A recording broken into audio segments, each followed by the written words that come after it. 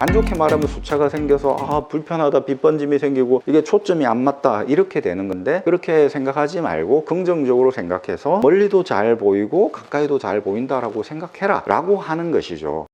여러분 안녕하십니까, 아이구루입니다. 백내장 수술이라든지 노안수술 같은 것을 받아야 되는지, 받아야 된다면 언제 받아야 되는지, 인공수정체를 넣는데 단초점을 넣어야 되는지 다초점을 넣어야 되는지 감을 잡기가 어려운 것이 사실입니다. 한 큐에 이해할 수 있게 비유적으로 설명드릴 필요가 있겠다는 생각을 했습니다. 조금 듣기에 거북할 수도 있지만 직관적으로 이해할 수 있기 위해서 이 비유를 드는 것이기 때문에, 왜 그런 비유를 들었느냐 공격은 하지 말아 주시기 바라겠습니다. 남자의 음경과 수정체를 빗대어서 이해하는 게 도움이 될 것 같더라고요. 수정체가 가까이 볼 때 두꺼워지고 멀리 볼 때는 얇아지는 거지 않습니까? 이게 조절 기능입니다. 가까이 볼 때는 두꺼워져서 빛을 더 많이 꺾어주는 것이죠. 굴절시켜서 망막에 초점이 정확하게 맺게 해주는 것이고, 멀리 볼 때는 얇아져서 또한 초점을 정확하게 잡는 거죠. 젊었을 때는 이게 원활하게 되는 겁니다. 가까이 볼 때 두꺼워지고 멀리 보면 얇아지고, 나이가 들면 이 두꺼워지는 게 안 되는 겁니다. 힘을 들이는 거죠. 힘을 빼는 거고, 힘을 들이는 게 안 되는 것이죠. 가까이 책을 볼 때 흐린 겁니다. 저 같은 경우도 아기가 아직 어리기 때문에 보듬고 이렇게 봐야 되는데 얼굴이 잘 안 보이는 거예요. 아기 얼굴이. 안경 벗고 아기 볼 때는 이렇게 봅니다. 그러면 잘 보입니다. 나이가 들면 음경이 발기가 잘 안 되잖아요. 혈류 때문에. 그렇죠. 피 끓는 젊음이 아니기 때문에 피가 잘 돌아야 되는데, 예전에는 녹용 같은 거 먹고 그랬습니다. 지금은 세상이 좋아져서, 시절이 좋아져서 비아그라류의 약을 먹으면 됩니다. 그런 것처럼 가까이가 안 보이게 되면 누진 다초점 렌즈를 쓰면 되는 거죠. 비용이 좀 부담된다 이러면 근용 안경, 우리가 흔히 돋보기라고 하는 근용 안경을 맞춰 쓰면 됩니다. 그런데 번갈아가서 쓰기가 어렵죠. 누진 다초점 렌즈에 적응이 되면 가까이 볼 때 괜찮다는 것입니다. 비아그라류의 약을 먹으면 비용도 비용이고 약을 먹는 행위도 귀찮잖아요.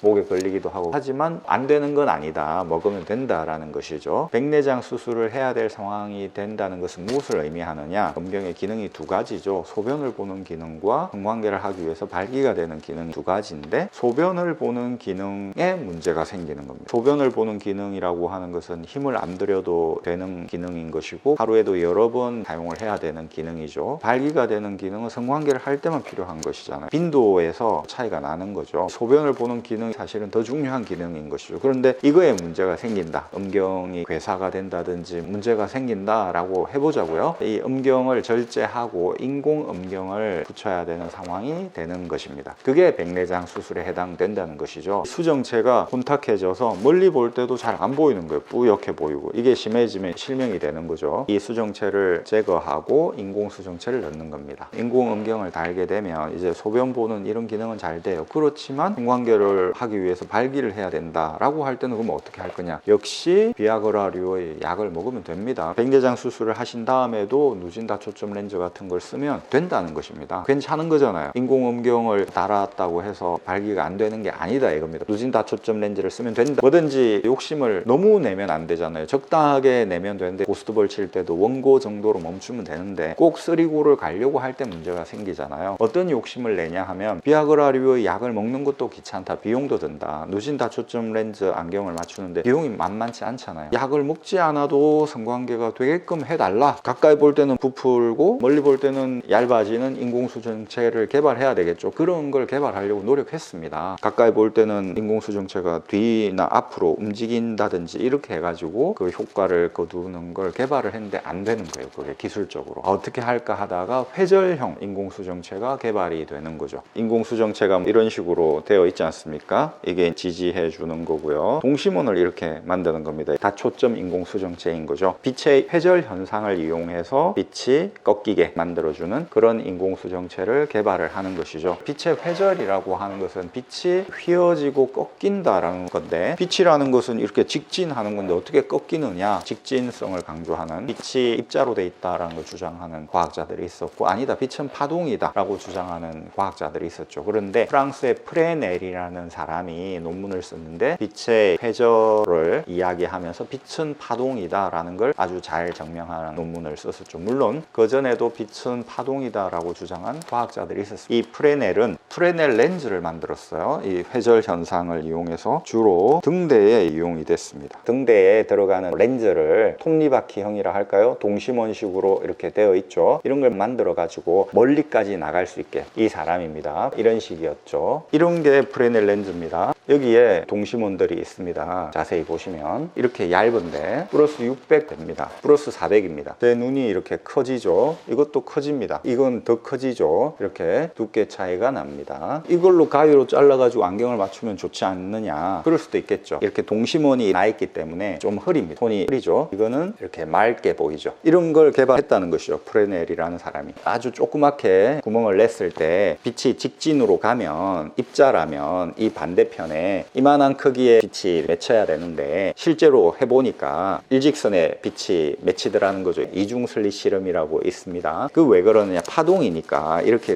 파도 치면서 가니까 이렇게 갔을 때 이렇게 들어갈 거 아닙니까? 또 이렇게 와서 이렇게 들어갈 거 아닙니까? 그러면서 일직선의 어떤 빛의 흔적이 남더라는 것이죠. 직관적으로 이해하기는 쉽지 않지만 빛이라는 것이 이렇게 아주 좁은 구멍을 통해서도 확산이 되면서 역할을 한다는 것이죠. 인공수정체를 만들 때 이런 동심원을 만들어서 이런 식으로 하면 빛이라는 게 이렇게 들어와 가지고 꺾이는데, 이렇게 작은 지점을 통해서 들어오더라도 충분히 꺾이고 해가지고 멀리도 잘 보이고 가까이도 잘 보이게 할 수 있다, 그런 것이죠. 굴절형 인공수정체가 있고 회절형 인공수정체가 있는데, 회절형 인공수정체를 요즘 많이 쓴다. 안경처럼 누진다 초점 렌즈처럼 아래로 이렇게 보는 게 아니고 그냥 가까이도 잘 보이고 멀리도 잘 보인다라는 것입니다. 단면을 그린다면 이런 식으로 만들 수 있겠죠. 옆에서 봤을 때 여기도 맺히고 여기도 맺히고 멀리도 보이고 가까이도 보이고 한다는 그런 원리라는 것입니다. 비유적으로 말하면 인공음경을 다는데 평상시에 활동하기 편하려면 소변 보는 기능을 강조한 작은 사이즈로 하는 것이죠. 발기했을 때 큰 사이즈. 그러니까 단초점을 하자면 두 가지겠죠. 큰 걸로 할 거냐 작은 걸로 할 거냐. 큰 걸로 하면 성관계용으로만 쓸 수 있다. 다니기는 불편하다. 다니기 편하고 소변 볼 때 편한 걸로 하려면 작은 걸로 해야 된다. 그런데 성관계 할 때는 어렵다. 작은 게 원거리용이고 큰 게 근거리용이겠죠. 다초점 인공수정체는 뭐냐면 인공음경을 중간 사이즈로 만들고 성관계 할 때 큰 거보다는 좀 감이 떨어지니까 돌기 같은 거를 만들자, 이런 거죠. 이 돌기 같은 게 만들어졌지 않습니까? 실제로 이 부분에 돌기를 줘가지고 초점 심도가 깊어지게 해서 빛번짐을 상쇄시키는 그런 인공수정체도 만들어진다고 하는 것이죠. 그런데 여러분, 창조주가 됐든 대자연이 됐든 아니면 공상과학 영화 같은 데 나오는 외계 엔지니어가 되었든 인간이 만들어졌어요. 만약에 이런 회절형 수정체가 제 기능을 한다 그러면 이렇게 만들어졌겠죠. 그런데 왜 얇아지고 두꺼워지는 형태로 만들었겠습니까? 초점이 정확하게 맺혀야 되기 때문입니다. 이렇게 만드는 것은 좋게 말해서 여러 초점을 만드는 건데, 어떤 의미에서는 초점이 정확하게 맺히지 않는 것이죠. 수차가 생기는 것이죠. 안 좋게 말하면 수차가 생겨서 불편하다, 빛번짐이 생기고 이게 초점이 안 맞다, 이렇게 되는 건데, 그렇게 생각하지 말고 긍정적으로 생각해서 멀리도 잘 보이고 가까이도 잘 보인다라고 생각해라 라고 하는 것이죠. 그러니까 어중간한 거죠. 아예 성관계를 할 때는 커지든지 멀리 볼 때는 작아지든지 둘 중에 하나여야 되지 않습니까? 물이 뜨겁든지 차갑든지 둘 중에 하나여야 되는데 미지근하다는 겁니다. 그게 바로 다초점 인공수정체일 수 있다. 이런 감을 잡으셔야 된다는 것입니다. 지금 실제로 이거 보시면 좀 뿌옇죠, 손이. 물론 이렇게 질이 떨어지는 건 아닙니다. 아주 정밀하게 만들겠죠. 엄청난 기술들을 집약시켜서 만들겠죠. 하지만 기본적으로 이런 문제가 있다는 것을 알아야 된다는 것입니다. 그러면 백내장 수술은 그렇다고 하고 노안 수술에서 생각해 보겠습니다. 노안 수술은 그럼 뭐냐? 백내장이 있을 때 정말 소변 부기도 어렵고 인공음경을 장착해야 될 때 인공수정체를 넣어야 되는데, 그냥 노안이 왔어요. 발기가 잘 안 된다. 약 먹기 귀찮으니까 인공음경을 달아버려라. 이번 차제 백내장도 약간 있다. 소변 보는 거 좀 어렵지. 어차피 앞으로 더 어려워질 거야. 그러니까 그냥 이번 차제에 제거하고 인공음경을 달아라. 다초점 인공수정체를 하면 중간 사이즈로 해서 돌기 같은 걸 붙이면 성관계 할 때도 되고 소변 볼 때도 된다라고 하는 것입니다. 말이 좀 안 된다는 느낌이 오시죠? 그래서 노안 수술은 안 해야 되는 것입니다. 백내장 수술을 꼭 해야 될 때, 원거리를 볼 때도 지금 안경으로도 안 돼요. 약을 먹어도 뭔가 안 돼. 뭐 이럴 때는 인공음경을 달아야 되잖아요. 그럴 때 백내장 수술을 하는 겁니다. 인공수정체를 포인트를 다는데 단초점을 할 건지 다초점을 할 건지 결정을 내려야 되겠죠. 그런데 단초점은 그냥 작은 걸 달아서 멀리 잘 보이게 한 다음에 가까이 볼 때는 약을 먹는 거다라는 것이죠. 유진 다초점 렌즈를 쓰는 거다, 안경을 쓰는 거다라는 겁니다. 다초점 렌즈는 어중간한 인공 음경을 달고 그게 돌기 같은 걸 달아서 성광계도 어느 정도 할 수 있게 해주는 거다. 근데 중간이니까 짜장면을 먹든 짬뽕을 먹든 둘 중에 하나를 먹어야 되는데 두 개를 같이 내와라 하는 경우 있잖아요. 그럴 때는 짜장면 한 번, 짬뽕 한 번 먹는데 그게 뭡니까? 짜장면 먹으려면 짜장면을 먹고 짬뽕을 먹으려면 짬뽕을 먹어야 되죠. 요즘은 컴퓨터도 봐야 되기 때문에 우동도 먹고 싶다라고 하는 거거든요. 그럼 세 개를 같이 내와라 라고 하는 거예요. 우동 한 번, 짜장면 한 번, 짬뽕 한 번 막 먹는 이런 거하고 다를 바가 없다는 것입니다. 어거지스러운 게 느껴지잖아요. 백내장 수술을 꼭 해야 될 때는 백내장 수술을 하는데 그때도 단초점으로 하는 게 낫다. 왜냐하면 비아그라류의 약을 먹을 수 있으니까, 누진 다초점 렌즈를 쓸 수 있으니까 어중간하게 하지 말자는 얘기입니다. 더더군다나 노안 수술은 포커스를 인공 음경에 두는 거예요. 돌기가 달려있는 어중간한 사이즈의 인공 음경에 포커스를 두는 겁니다. 이게 피해야 되는데 이걸 피하지 말고 지향하자라고 하면서 나온 게 노안 수술이라는 거죠. 백내장이 약간 있을 때 그냥 해버리는 생내장 수술이라는 것이죠. 나이가 들면 혈류양 때문에 발기력이 떨어지는 게 사실이고, 또 나이가 들면 눈에 노화 현상이 빨리 오는 거기 때문에 조절이 잘 안 되는 것은 사실입니다. 그거를 받아들이고, 하지만 원래의 기능에서 크게 벗어나지 않는 식으로 접근을 해야 된다는 것이죠. 전혀 다른 이런 프레넬 렌즈 비슷한 이런 회절형 인공수정체를 넣어가지고 어거지스럽게 할 필요가 뭐가 있느냐라는 것입니다. 비유가 좀 그렇긴 한데요, 여러분 최대한 쉽게 직관적으로 이해하실 수 있게 할 만한 비유를 찾다가 제가 이런 비유를 생각한 것입니다. 감을 좀 잡아 주셨으면 좋겠습니다. 아이구루였습니다. 또 찾아뵙겠습니다. 구독해 주신 여러분 대단히 감사합니다.